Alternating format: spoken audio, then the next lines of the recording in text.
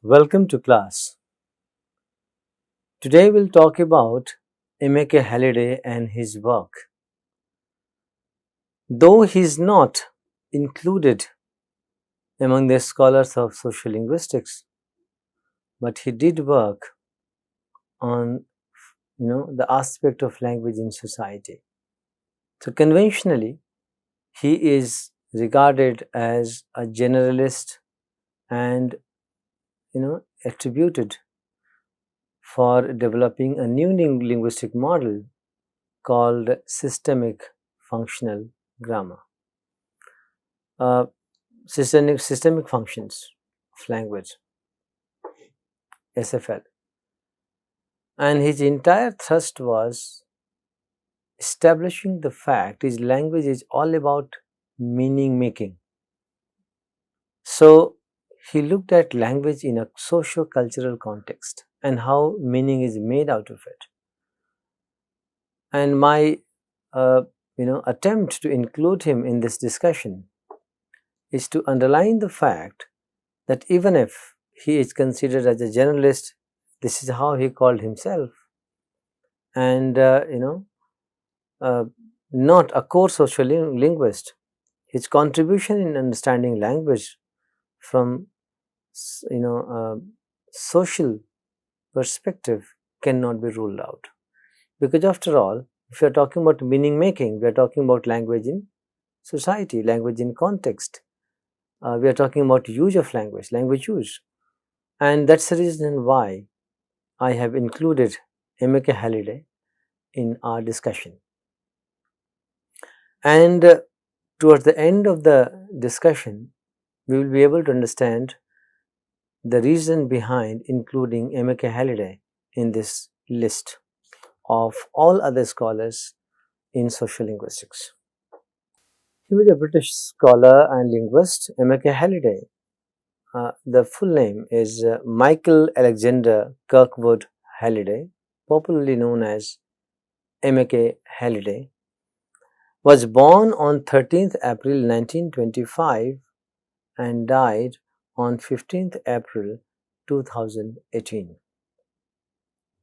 He developed the internationally influential systematic functional linguistics, that is called SFL model. Halliday described language as a semiotic, but not in the sense of system of sign, but a systematic resource for meaning. He defined linguistics as the study of how people exchange meanings by languaging. Halliday always described himself as a journalist who looked at language from every possible vantage point and presented his work as wandering the highways and byways of language.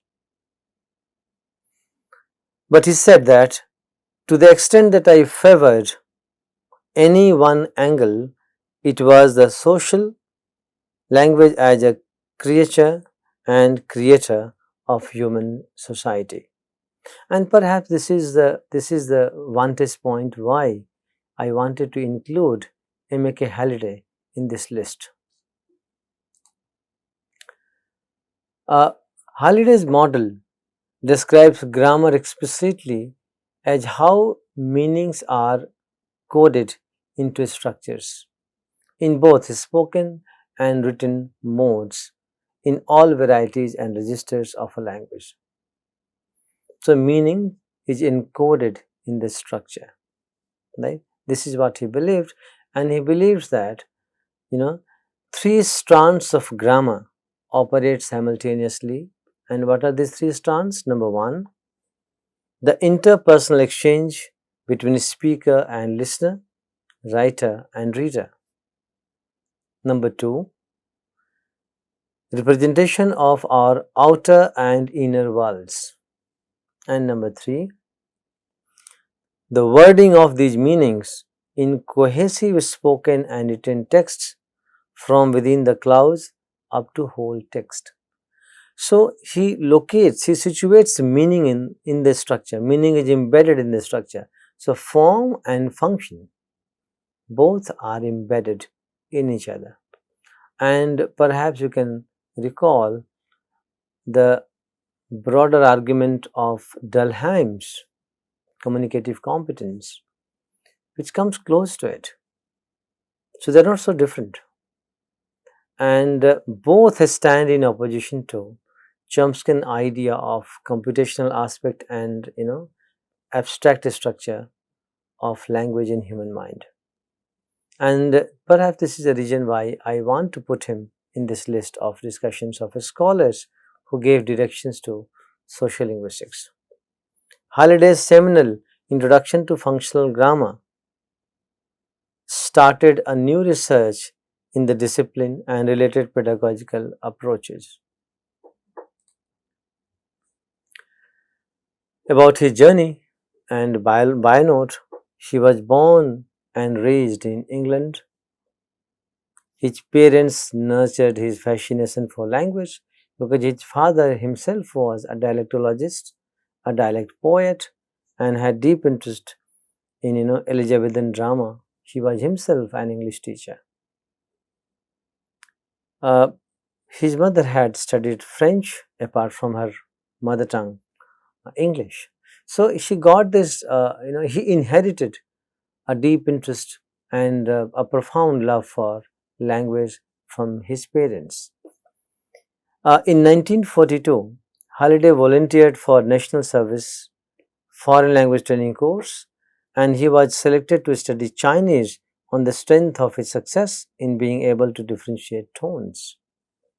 After 18 months of training, he spent a year in India working with Chinese intelligence unit during counterintelligence work, and in 1945 he was brought back to London to teach Chinese. He took a BA honors degree in modern Chinese language and literature, what is Mandarin we call, through the University of London's program, which was an external degree program that required students to study at the location. So he studied in China and got a degree from University of London.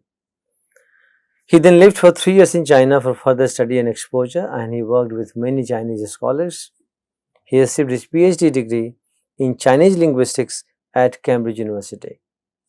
And after spending more than 13 years with language, he changed his field to a specialization to linguistics and developed systemic functional linguistics that we talked about, SFL, adding to and elaborating on the foundations laid by his British teacher J.R. Firth and a group of European linguists of the early 20th century.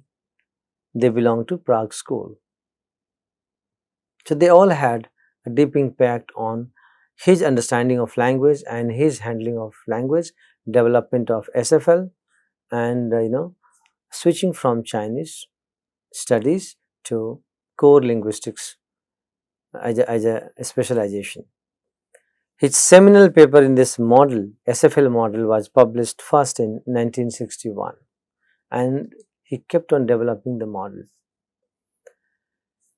Halliday's first academic position was an assistant lecturer in Chinese at Cambridge University from 1954 to 1958.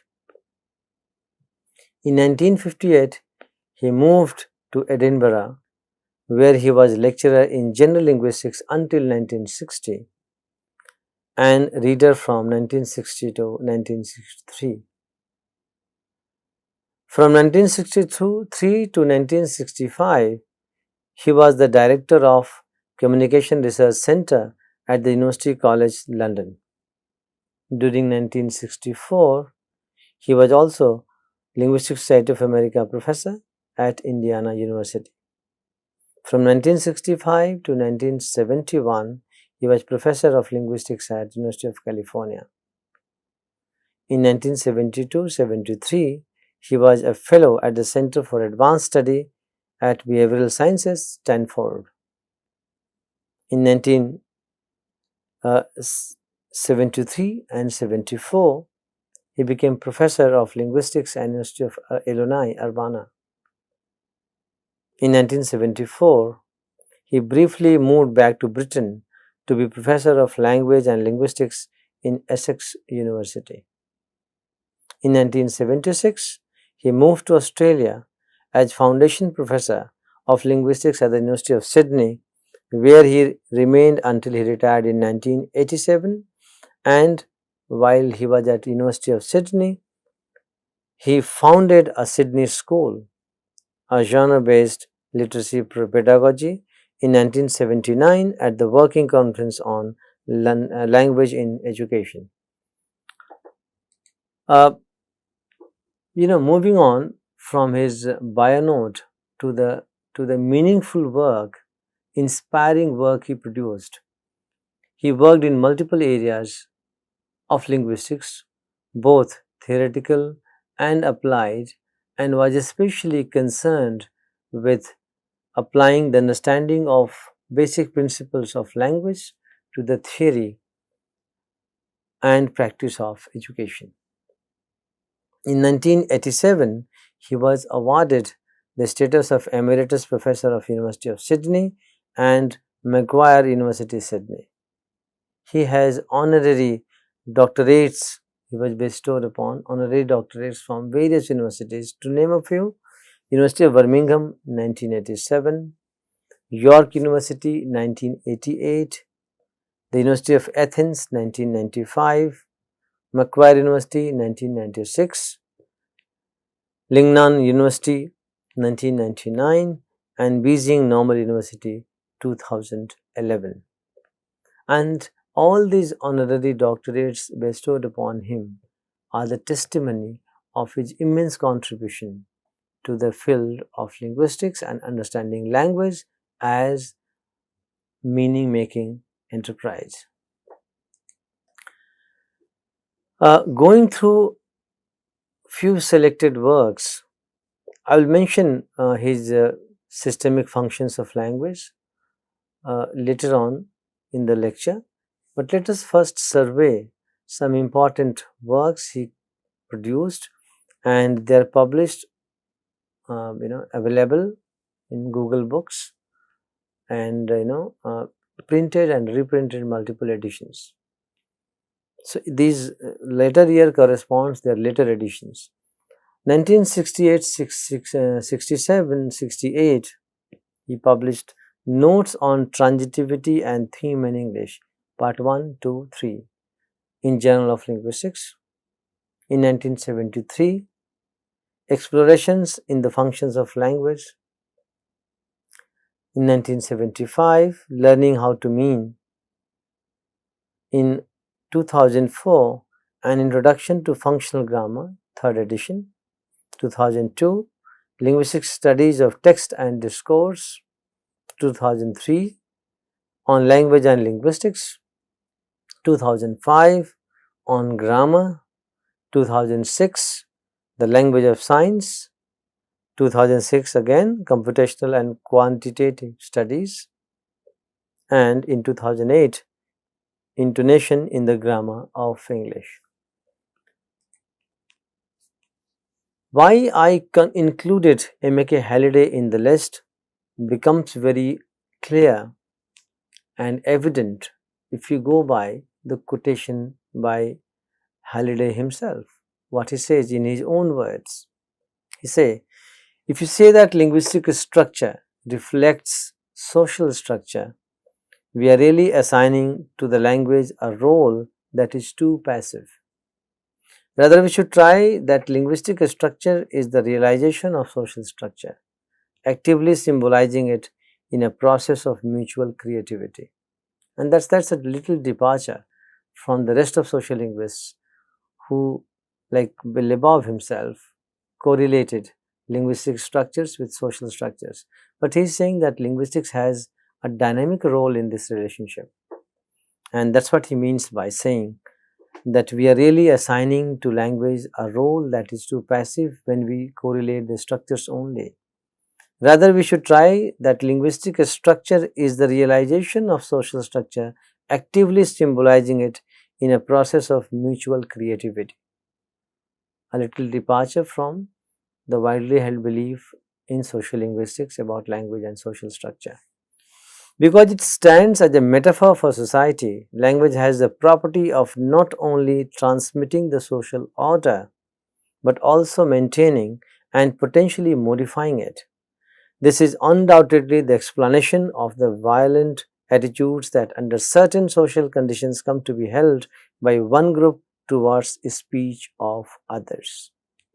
So, he looks at language from a dynamic perspective, and he looks at language as a dynamic social entity which is not passively correlating with the social structures but actively demonstrating a dominance and mutual creativity.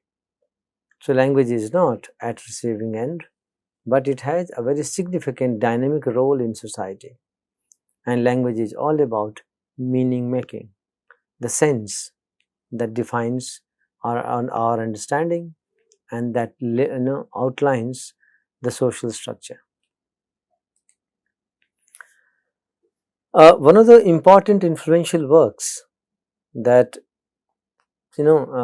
made a huge change in the way we looked at language acquisition, and that also combined with Dalheim's communicative competence advocated for a new methods of language teaching that we call communicative language teaching, where two elements were very instrumental. One, the idea of communicative competence by Dalheims, and the MAK Halliday functions of language.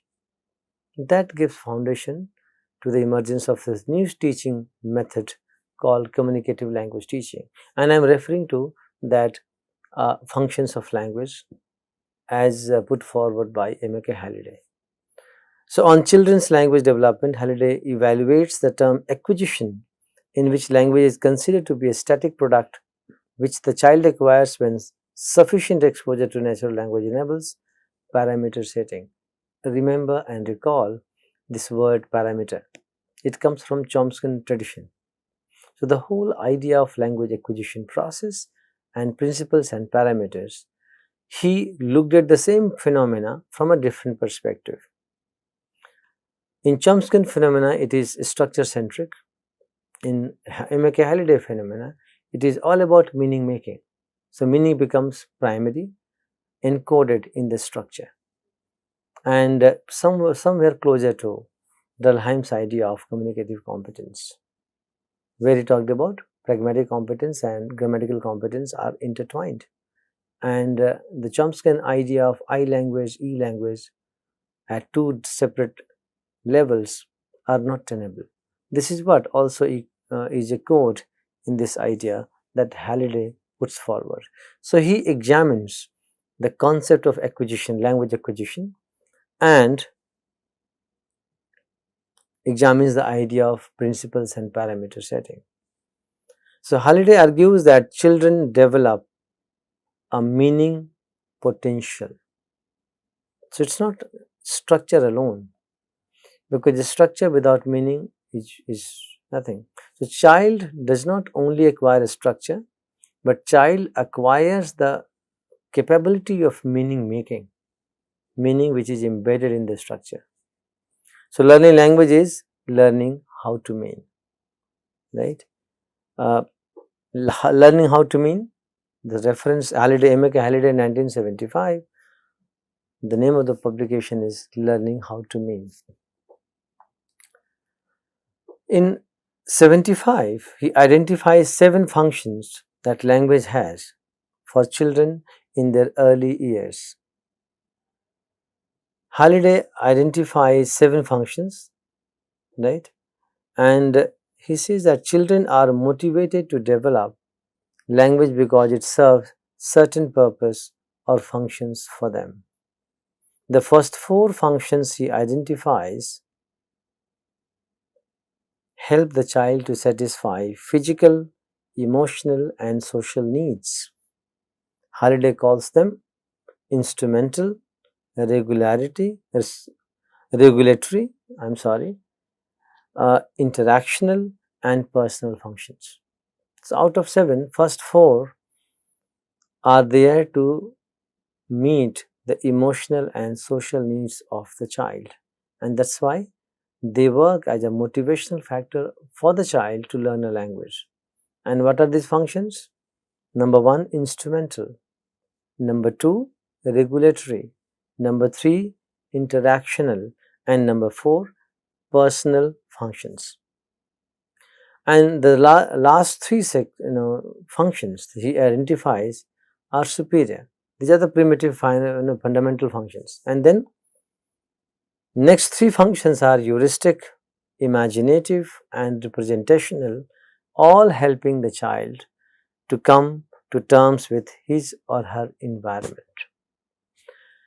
If you want to know more about these functions of language, you can watch the video on systemic functions of language by MAK Halliday. We did early. You can watch it again and you can know more about the functions of language in terms of Halliday's framework. So, this is it for now, and we'll continue a total assessment of all these people's work and its impact on overall social linguistics discipline. We will evaluate the contributions of all these galaxy of scholars who inspired the discipline, their contributions, how their contributions give a definite shape to the discipline and helped it emerge as an independent discipline in linguistics. With these, stay tuned in. See you in the next class. Thank you.